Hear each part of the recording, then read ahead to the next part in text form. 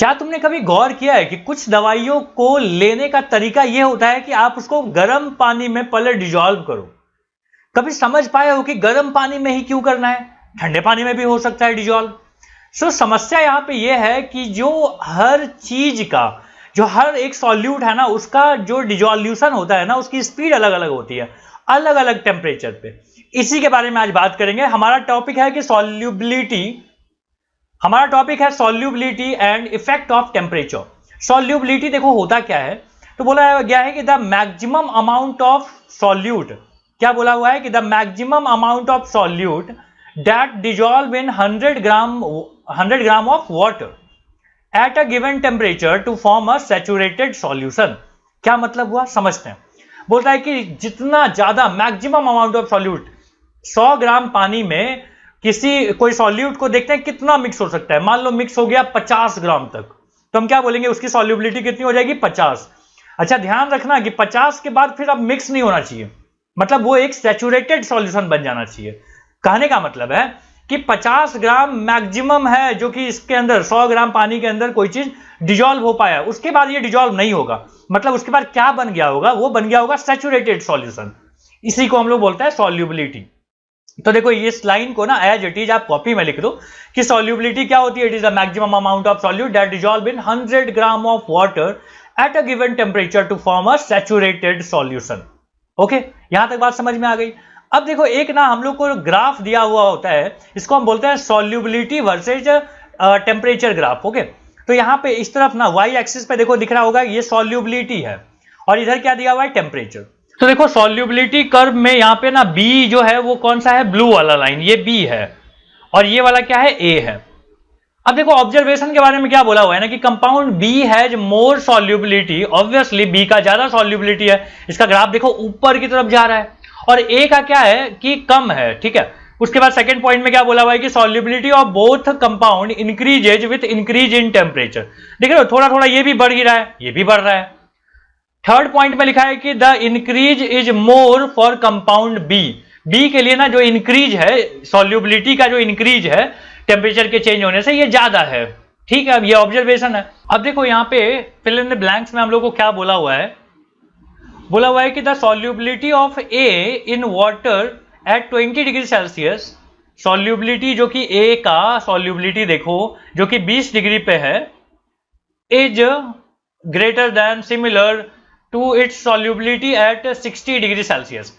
अब ए के बारे में देखना, ठीक है, ए जो है, ए का सॉल्युबिलिटी बताओ कि जो 20 डिग्री पे था, 20 डिग्री पे इतना दूर है, यहां पे है, और एक 60 डिग्री पे है, तो दोनों ऑलमोस्ट सिमिलर है, बहुत छोटा सा जंप आया है, तो हम क्या बोलेंगे कि सिमिलर है ना, similar to its solubility at 60 degree Celsius. Second में क्या बोला है कि the solubility of compound B, B की जो सॉल्युबिलिटी है ना at 20 degree Celsius is greater than less than its solubility at 60 degree. 60 degree पे सॉल्युबिलिटी ज्यादा है, 20 डिग्री पे कम है। तो आपसे क्या पूछा था कि सॉल्युबिलिटी जो बी की है 20 डिग्री पे, वो क्या है, लेस है। लेस है किससे, एज कंपेयर टू 60 डिग्री वाले पे, तो हम क्या बोलेंगे कि लेस। थर्ड में क्या बोला है कि the solubility of dash increases more than that of dash with increase in temperature. किसकी सॉल्युबिलिटी ज्यादा बढ़ती है टेम्परेचर के इंक्रीज होने से, तो हम बोलेंगे कि the solubility of B increases more than that of A with increase in temperature. तो ये कुछ फिल इन द ब्लैंक्स के क्वेश्चंस थे, इसको हम लोग यहाँ पे सॉल्व कर लिए। अब मिलते हैं हम लोग नेक्स्ट टॉपिक पे। टॉपिक है क्रिस्टलाइजेशन ऑफ सब्सटेंसेज। अब देखो ये जो नेचुरल हम लोग को क्रिस्टल ना बहुत सारे फॉर्म में मिलते हैं, जैसे शुगर, रॉक सॉल्ट हम लोग को मिलता है, जो पत्थर जैसा दिखता है ना, नमक, वो वाला बात कर रहे हैं हम लोग कि शुगर क्रिस्टल हम लोग को दिखता है, मिश्री बोलते हैं जिसको हम लोग, स्नोफ्लेक्स दिखते हैं, फ्रॉस्ट दिखते हैं, ये सब हम लोग को क्रिस्टल फॉर्म में दिख रहा होता है। लेकिन लेबोरेटरी में हम लोग क्रिस्टल कैसे मिलेगा हम लोग को, और इस प्रोसेस को हम बोलते हैं क्रिस्टलाइजेशन। जिस प्रोसेस से हमको क्रिस्टल मिलेगा इसको हम बोलते हैं क्रिस्टलाइजेशन। और ये जो मेथड होता है जिसमें हम सेपरेट करते हैं और प्यूरिफाई करते हैं सॉलिड को, इस मेथड को ना हम लोग यूज कर सकते हैं इस चीज में। इस मेथड को हम यूज करते हैं to separate the pure solid, और हम लोग प्यूरिफाई भी कर सकते हैं इस चीज को। बोलता है कि it is the method use to separate and purify solids based on the difference in the solubility of substances at different temperature. समझाता हूं इसका मतलब क्या है। देखो हमने क्या किया, हमने मान लो कि एक बीकर लिया, बीकर में हम लोग इसको गर्म कर रहे हैं, ठीक है, बर्नर के नीचे लेके गर्म कर रहे हैं। अब यहां पे मान लो मैंने क्या किया कि ढेर सारा चीज डाल दिया। ये 100 ग्राम हमारे पास क्या था, वाटर था। 100 ग्राम वाटर में मान लो मैंने 300 ग्राम क्या कर दिया, शुगर डाल दिया, ठीक है, 300 ग्राम शुगर हमने डाल दिया, एग्जाम्पल के लिए बोल रहा हूं। तो ये क्या हो गया, गर्म कर रहा हूं, गर्म करते करते ये पूरा मिक्स हो गया होगा। लेकिन सोचो कि अगर ये 100 ग्राम पानी ठंडा होता ना, तो मान लो 200 ग्राम ही शुगर डिजॉल्व हो पाता। तो अगर इसको वापस ठंडा करूं मैं, समझ लो, इसको वापस हम ठंडा करेंगे तो क्या हो जाएगा कि 200 ग्राम तो अभी भी इसके अंदर है शुगर, है ना, लेकिन 100 ग्राम जो है ना, जो एक्स्ट्रा इसमें घुल गया था गर्म होने की वजह से, ये यहाँ पे क्रिस्टल जैसा फॉर्म हो जाएगा, यहाँ पे ये नहीं डिजॉल्व होगा। फिर तुम इसको क्या करोगे, इसको सेपरेट आउट कर लोगे ऐसे चम्मच से निकाल के, और इसको क्या करेंगे, इसको एक प्लेट पे रखेंगे, प्लेट पे रखोगे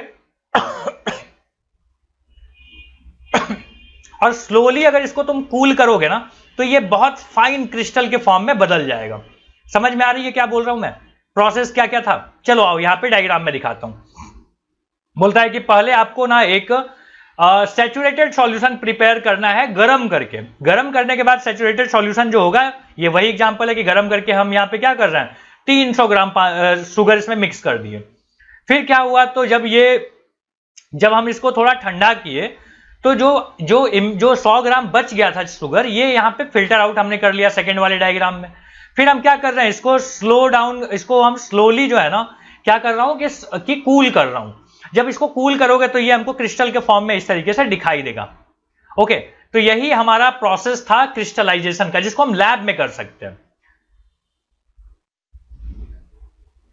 बोलता है कि why is this a very good way to experiment. देखो बहुत अच्छा तरीका इसलिए है एक्सपेरिमेंट करने का ये, क्योंकि हम लोग यहाँ पे क्या करते हैं, इसको स्लो इवोपोरेट होने देते हैं, धीरे धीरे पानी को उड़ने देते हैं, अनडिस्टर्ब छोड़ देते हैं, इसको बिना डिस्टर्ब किए हम लोग कूल करने लगते हैं। कूल जब करते हैं तो हम लोग को वेल स्ट्रक्चर्ड हम लोग को क्रिस्टल मिलता है। वेल स्ट्रक्चर्ड मतलब समझते हो ना कि एकदम फाइन स्ट्रक्चर रहेगा। अब क्या बोला हुआ है ना कि यहाँ पे कुछ सेफ्टी आपको बरतने, जैसे वहां पे हमने शुगर नहीं मिलाया था, लैब में जब आप करोगे ना तो हम यहाँ पे कॉपर सल्फेट लेते हैं। कॉपर सल्फेट थोड़ा टॉक्सिक होता है, तो ध्यान रखना पड़ेगा कि भाई इसको यूज करते करते हम मुंह में उंगली ना ले लें, ठीक है, नहीं तो हमको पॉइजन वाला चीज हो सकता है। और क्या है, बोलता है कि आप इसको किसी बड़े के सुपरविजन में ये चीज करो। और क्या बोलता है कि बिना ग्लव्स लगाए आप इसको मत टच करो, क्योंकि ये पॉइजनस होता है। तो ये कुछ इसके सेफ्टी मेजर्स हैं जब आप एक्टिविटी परफॉर्म करोगे। अब एक लास्ट बात क्या बोलता है ना कि think as a scientist, scientist की तरह सोचो। चलो, बोलता है कि if a hot saturated solution of copper sulphate is cooled rapidly in ice cold water. बोलता है देखो अभी तक आप क्या कर रहे थे, इसको स्लो डाउन धीरे धीरे कर रहे थे, लेकिन अगर इसको तेजी से स्लो डाउन किया जाए, मतलब आइस के साथ डाल दिया जाए, तो देखोगे ना कि जो क्रिस्टल है ना ये बहुत वेल डिफाइंड नहीं बनेगा, थोड़ा टूटा टूटा सा बनेगा। क्यों बनेगा, क्योंकि इसको प्रॉपर टाइम ही नहीं मिला सेटल डाउन होने के लिए, ठीक है। तो ये यहाँ पे साइंटिस्ट की तरह सोचो और उसका एक डिफरेंट आंसर करो। तो ये रहा हमारा यहाँ पे क्रिस्टलाइजेशन प्रोसेस कंप्लीट। अब देखो एनसीईआरटी में एक कॉलम बना हुआ है कि इंडियन साइंटिफिक कंट्रीब्यूशन कैसा रहा है इस चीज के बारे में। तो बोलता है crystallisation of salt was an ancient process used by local community of the coastal areas in India.